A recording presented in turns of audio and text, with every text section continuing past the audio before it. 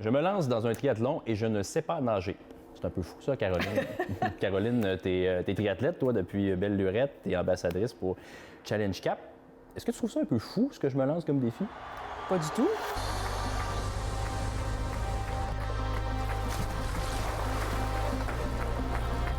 C'est un beau challenge. Je pense que c'est ça qui nous fait grandir dans la vie. Et puis, je vais avoir le plaisir de t'accompagner jusqu'à l'événement.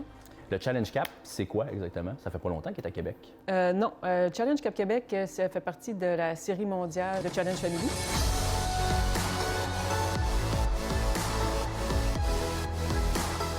Qui organise des triathlons là, depuis 20 ans. Là. Il y en a plus de 30 là, partout à travers le monde.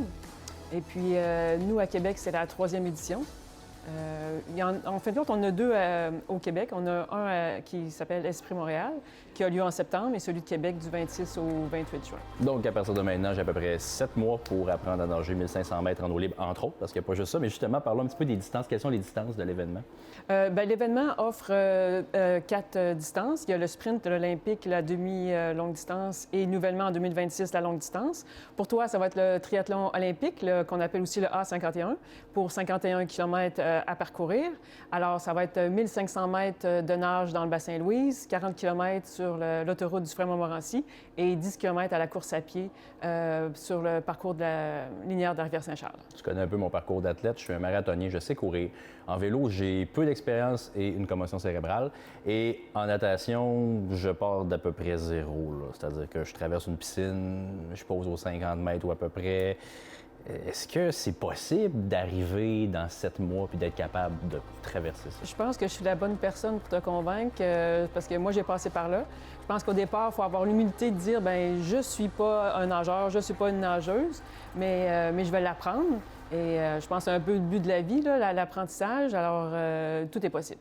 Et l'objectif aussi de ce parcours-là, en différents reportages, c'est d'avoir une démarche journalistique, un peu de voir qu'est-ce que ça prend pour y arriver, puis est-ce que c'est possible pour tout le monde? Dans mon cas, je suis un jeune papa, j'ai pas beaucoup de temps, et en plus, j'ai des lacunes techniques. Toi, est-ce que tu penses que quelqu'un qui décide est capable de devenir triathlète? Moi, j'aime beaucoup la question parce qu'on répond souvent à 2 questions, 2 commentaires souvent entendus. Là. Je peux pas m'inscrire à un triathlon, j'ai pas de vélo. Ça, c'est une chose qu'on entend souvent. J'ai pas de vélo ou j'ai pas de vélo de triathlon.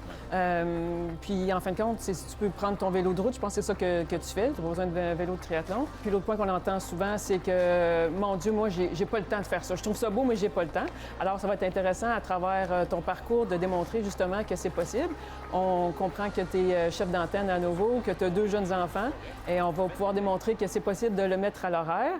Il s'agit d'en faire une priorité, puis tout en conservant l'équilibre de travail-famille, bien entendu. Alors c'est ça, on va essayer de faire un parcours zéro à héros en triathlon pour moi. Merci Caroline, j'ai déjà hâte à la suite. Merci beaucoup.